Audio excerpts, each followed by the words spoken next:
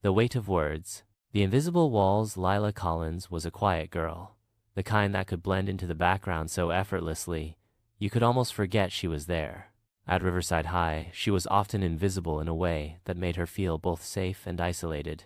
Her deep brown eyes were perpetually downcast, her long brown hair always falling over her face like a shield. She never sought attention, and it seemed that her classmates didn't want to give her any. Until one day, Chloe Daniels, the golden girl of Riverside High, decided Lila was her next target. It started in small ways. The snide comments whispered just loud enough to be overheard, the giggles when Lila fumbled through a class presentation, and the jabs about her worn-out clothes. At first, Lila didn't think much of it. She had always been a little self-conscious, and these comments were the kind of things she told herself everyone went through. Maybe they weren't meant to be cruel. Maybe Chloe didn't know how much they hurt. But then it escalated. By the end of September, it had become a daily ordeal. Chloe and her group of friends, Tara, Jessica, and Maya, would take turns making Lila the subject of their jokes. At lunch, they'd mock the way Lila ate, how she always seemed to eat alone, the sound of her voice when she answered a question in class. Everything about her became fodder for their amusement. One day, Chloe whispered loudly enough for half the cafeteria to hear, "Isn't it pathetic that she doesn't even have a single friend? Maybe she'd have one if she didn't dress like a grandma." Lila froze, her face turning crimson as the group erupted into laughter. Every eye in the cafeteria was on her. She had become the joke. She quickly shoved her lunch tray away, stood up, and rushed out of the cafeteria, her heart pounding. Her stomach twisted in ways that made her feel sick, her mind spinning in a whirlwind of embarrassment and shame. The ripple effect. The days turned into weeks, and the bullying grew worse. Lila began to dread school, not because of the assignments or the tests, but because of the relentless cruelty she faced daily. It wasn't just the insults. Chloe and her friends found more ways to make Lila's life unbearable. They would post pictures of her pictures taken when she wasn't looking on social media, with cruel captions like, "The girl who doesn't fit in," and "Sad little Lila, the loner no one wants." The photos seemed innocent at first glance, but the accompanying comments were harsh, mocking her appearance, her awkwardness, and her quiet nature. People at school started talking, and soon, those whispers followed her everywhere. In class, the bullying became more subtle. Chloe would roll her eyes every time Lila answered a question, muttering under her breath, "Who cares what you think, Lila?"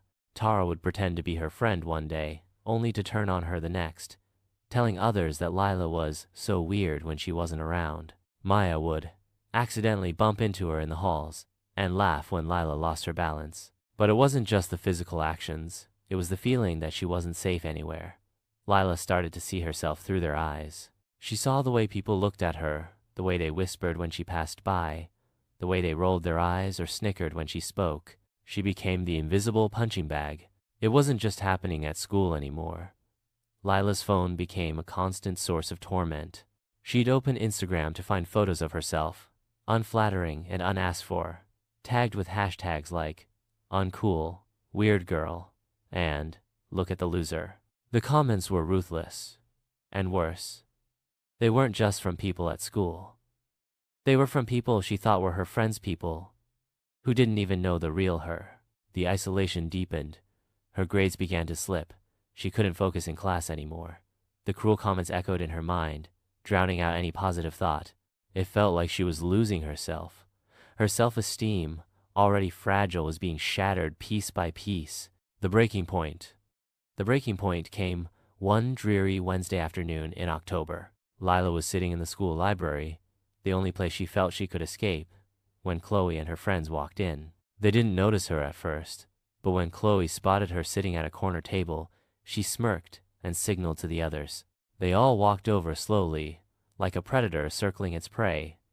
Lila's heart skipped a beat as she tried to ignore them, pretending to be engrossed in her book. But Chloe wasn't done yet. She sat down across from Lila, blocking her from escaping. "Wow, you really think you're better than us, don't you?" Chloe's voice was sweet, but there was venom behind it. "You sit in the back of the library like it's your little safe space, but guess what? You don't belong here. You never have." Lila's face burned. The walls of her safe space, the library, were crumbling. "Please, leave me alone," she whispered. But Chloe leaned forward. "Oh, poor Lila. Crying again, huh? Chloe taunted, and Jessica chimed in. It's not our fault, you're such a freak. Maybe if you didn't act so pathetic all the time, you wouldn't have to hide. Tears welled in Lila's eyes as she fought to hold them back. She didn't want them to see how much they were hurting her. She stood up quickly, knocking over her chair in the process, and rushed out of the library. She needed to escape, to run away from the suffocating walls of torment that had surrounded her for so long. She found a bathroom, locked herself in a stall, and sobbed uncontrollably. The weight of it all crashed down on her, the constant torment, the hurtful words, the suffocating loneliness. For a moment, she thought, maybe it would be easier if I just didn't come back, if I could just disappear. But then, as the tears slowed, something inside of her shifted. No, she couldn't let them win. They had already taken so much, but they couldn't take everything. She might have been broken, but she wasn't done yet. She wouldn't let their words define the courage to speak up. The next day, Lila's world changed. She couldn't do it alone anymore, and she realized she didn't have to. That morning, she walked into school, not with the usual dread, but with a renewed sense of determination. She went straight to the school counselor, Mrs. Harper, and asked if they could talk. Mrs. Harper listened without interruption as Lila poured out everything: the bullying, the cruelty, the isolation. Lila could barely hold back the tears as she spoke, her words spilling out in a flood of pain and frustration. You don't have to carry this burden alone, Mrs. Harper said, her voice kind but firm. We'll take action, Lila. You don't deserve this. You're not invisible. You are worth standing up for.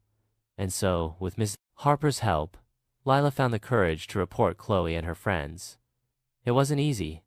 There were whispers in the halls. Some of her classmates didn't understand why she had come forward, or why she didn't just let it go. But Lila knew. In her heart, it was the only choice she had: the survival. The bullying didn't stop overnight. Chloe and her friends faced consequences, detentions, counseling, and in some cases, suspensions, but the emotional scars didn't vanish instantly. Lila still had difficult days, but each day she took a small step forward. Over time, the whispers faded, the comments stopped, and little by little, Lila began to rebuild herself. She joined a club at school where she met other students who had been through similar experiences. She reconnected with her old friends, the ones who had been too scared to stand up, but were now ready to support her. Lila started to speak up more. Her confidence grew as she realized she wasn't defined by the bullies. She was defined by her strength to survive, to keep going despite everything that had been thrown her way. The scars were still there, but they no longer held the power to break her. Lila had learned that survival didn't mean avoiding pain. It meant finding the courage to keep living, even when the world tried to tear you down. And that was what made her stronger than any bully. This is the story of Lila, of the weight of words, of the suffering that comes with bullying, but also of the quiet strength it takes to survive and rebuild. No one is defined by the cruelty of others. And with enough support and courage, the darkness of bullying can be overcome.